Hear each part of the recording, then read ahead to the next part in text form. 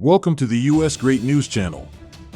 Watch the video to the end for current and breaking news about the Russian war in Ukraine. Ukrainian diplomats had stated that they were in active negotiations regarding the transfer of heavy armored vehicles to Ukraine. The Ministry of Foreign Affairs also included important speeches on the procurement process, which attracted the attention of the media agenda on the subject.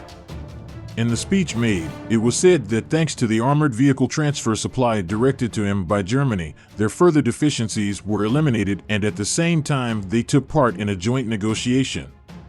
Giving his thoughts at the NATO meeting in Bucharest, Foreign Minister Dmitry Kuleba stated that the decision they had taken as of August was slowly starting to materialize.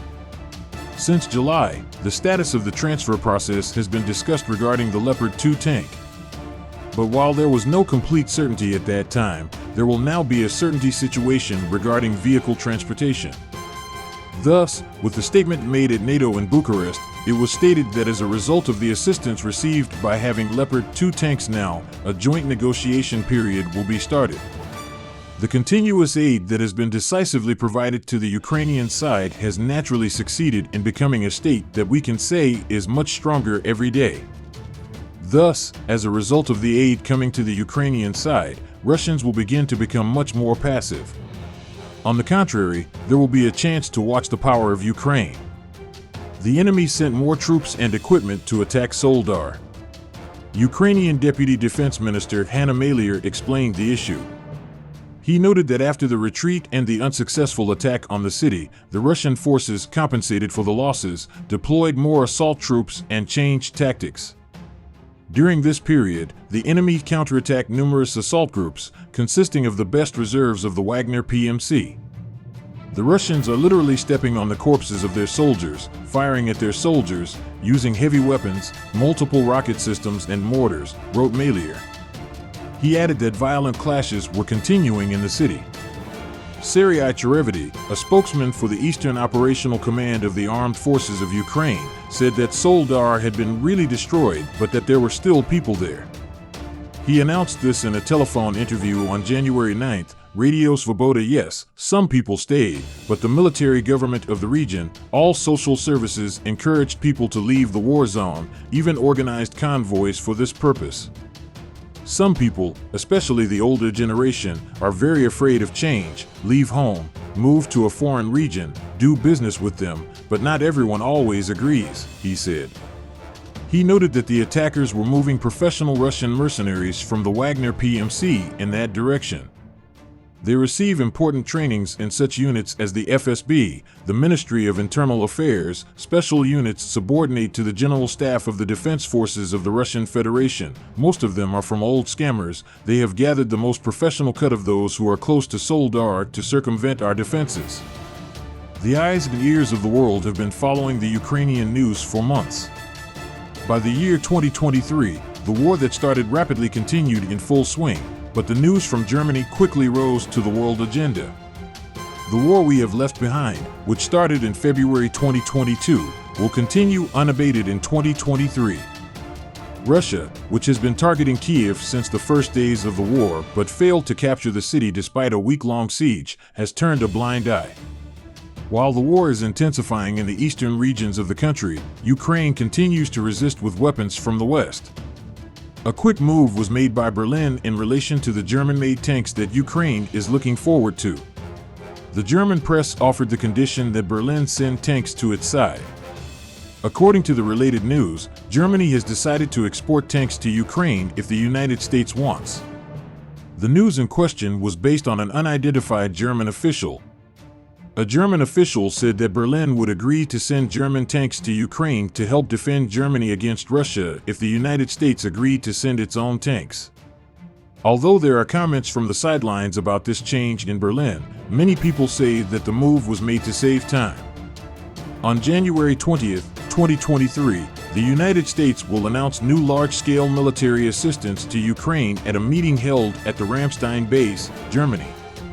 Politico reported this, citing 3 U.S. officials. Ukraine's weapons stockpile probably includes the Striker, an 8-wheeled armored combat vehicle.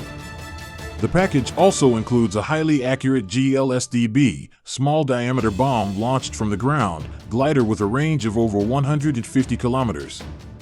Such ammunition can be fired from HIMARS and M-270 launchers. The M1 Abrams tanks have not yet been delivered to Ukraine. This is due to the complex logistics and subsequent maintenance. At the same time, the United States is no longer worried about Russia increasing Western tanks. The United States is still not ready to supply ATACMS missile systems to Ukraine. The final list of the package has not yet been confirmed and may change by the end of the week. Officials told Politico that this included ammunition, artillery, and armor. U.S. Secretary of Defense Lloyd Austin and Chairman of the Joint Chiefs of Staff General Mark Milley will arrive at the Ramstein base to discuss. The new U.S. military assistance package includes the 50 M2 Bradley infantry fighting vehicle. Thus, the fleet of the armed forces of Ukraine consisting of these IFVs will increase to 100 units. The Associated Press reported this, citing a senior official of the U.S. Department of Defense. He also confirmed his desire to transport about 100 Stryker 8x8 wheeled armored personnel carriers to Ukraine. They could be handed over to the defense forces in the coming weeks. The official explained that the American M1 Abrams tanks are not part of the assistance package. The Abrams tank is a very complex equipment. Expensive, difficult to train. There's a jet engine, I think it's 3 gallons per jet shaft. Fuel is 700 liters per 100 kilometers. It is not the easiest to care for. Let's not give the Ukrainian systems that they do not have the ability to pay for long-term repairs, maintenance, because this will not work, help. The delivery of the 50 M2 Bradley unit was reported in the first week of January. The United States is providing Ukraine with a version of the M2A2 ODS, developed after analyzing the lessons learned from Operation Desert Storm. The soldier of the armed forces of Ukraine is being trained to work with Bradley in Germany. The M2 Bradley is the primary infantry fighting vehicle used by the United States Army. It has been manufactured by BAE Systems since 1981. During the development of the IFV, the designers wanted the vehicle to be as fast as the M1 Abrams tank and capable of performing the same transport functions as the tracked M113 APC.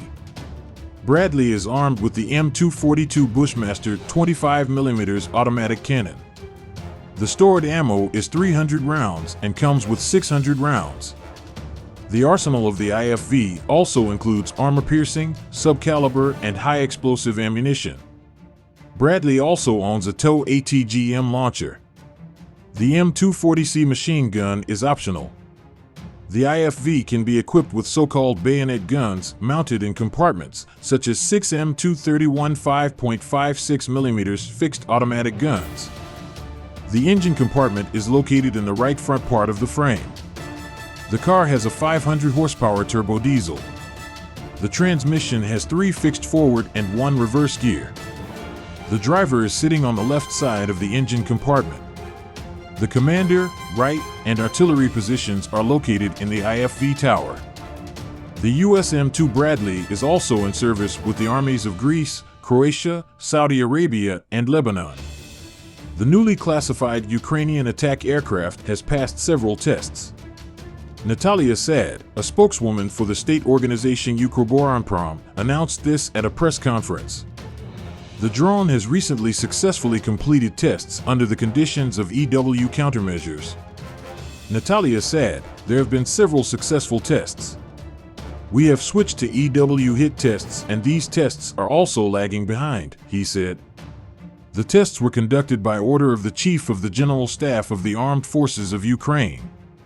It is said that this drone can hit targets at a distance of 1,000 kilometers and carry a payload of up to 75 kilograms. This range is a pretty good range. The unmanned vehicle has unfortunately reached a stage where it cannot say anything about it, said a spokesman for Ukroboronprom.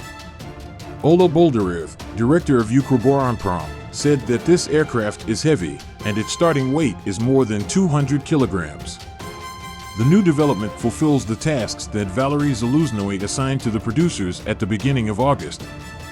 The drone has a return function, so it can attack targets multiple times. Before the tests began, the following words from the Bible were written on the drone. Az Vozdom stated that I would pay back. According to representatives of the Ukroboronprom group, this is not a name, but a task. It is worth remembering that in 2023, the Ministry of Defense plans to spend $20 billion on the purchase of various unmanned aerial vehicles. According to Defense Minister Oleksiy Reznikov, this list of unmanned vehicles includes samples from the Ukrainian defense industry and will probably be added secretly. The 93rd of the Armed Forces of Ukraine. The soldiers of the Mechanized Brigade shared the specifics of using the French 120mm M-142 RT-61 mortars. The Army released a video of this mortar operation. These weapons helped the units of the Ukrainian Separate Brigade to maintain defense in the east. The first images of these mortar operations in the Bakhmut area were published in early December 2022. According to the Ukrainian military, a French mortar hit a conventional mine at a distance of 5 kilometers. The M-142 RT-61 mines have several modes of operation and, depending on their configuration, can perform different tasks on the battlefield. The same bullet can be used as shrapnel, he-shrapnel, or explosive. The Ukrainian grenade launcher explained that it all depends on the fuse. According to the Ukrainian military, the strike radius of the French mine is 150 to 200 meters. This is more than characteristic of decoy mines of the same caliber, ranging from 50 to 100 meters. In October, in addition to the conventional mine, an explosive rocket mine was developed specifically for the RT-61, which increases the firing range to 13 kilometers. Structurally, the RT-61 consists of a pistol tube in combination with a shoulder bag, a base plate, and a trolley with wheels. The wheel holder does not stick out during firing, which makes it easier to throw a grenade when the combat personnel change positions.